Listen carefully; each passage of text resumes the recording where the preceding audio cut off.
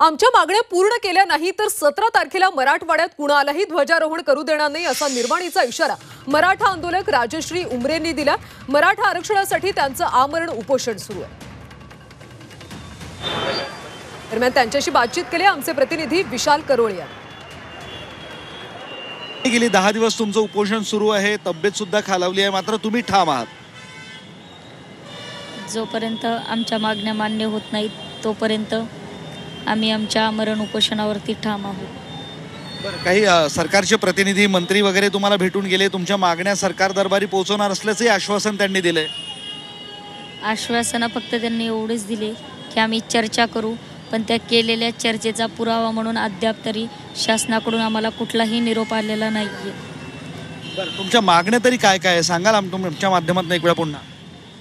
मराठवाड्यातील मराठा समाजाला हैदराबाद गॅझेटियर लागू करून कुणबी प्रमाणपत्र देण्यात यावे। जे शेतकरी कामगार मजूर आहेत त्यांच्या मुलांचं शिक्षण मोफत करण्यात यावं। जे आमचं EWSचं आरक्षण होतं ते पूर्ववत लागू करण्यात यावं, या आमच्या प्रमुख मागण्या आहेत। तुमचं मराठा आरक्षणासाठीच आंदोलन सुरू आहे। जरांगे पाटील सुद्धा 17 तारखेपासून आंदोलनाला बसतायत आणि तेही म्हणतायत आता निर्वाणीचं आंदोलन मी करणार आहे म्हणून। 17 सप्टेंबर हा आमचा सरकारला शेवटचा इशारा राहील। 17 सप्टेंबरपर्यंत जर का त्यांनी मराठवाड्यातील मराठा समाजाला आरक्षण नाही दिलं तर 18 सप्टेंबरची पहाट मी पाहणार नाही।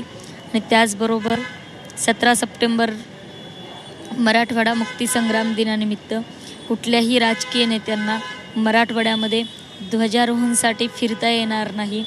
आणि जर का तुमच्याकडून मराठवाड्यातील मराठा समाजाला न्याय देणं होत नसेल तर आमचा मराठवाडा आम्हाला स्वतंत्र करून द्या।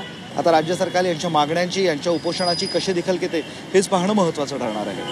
व्हिडिओ जर्नलिस्ट मोहम्मद तौफिकसह मी विशाल करोळे, झी मीडिया, छत्रपती संभाजीनगर।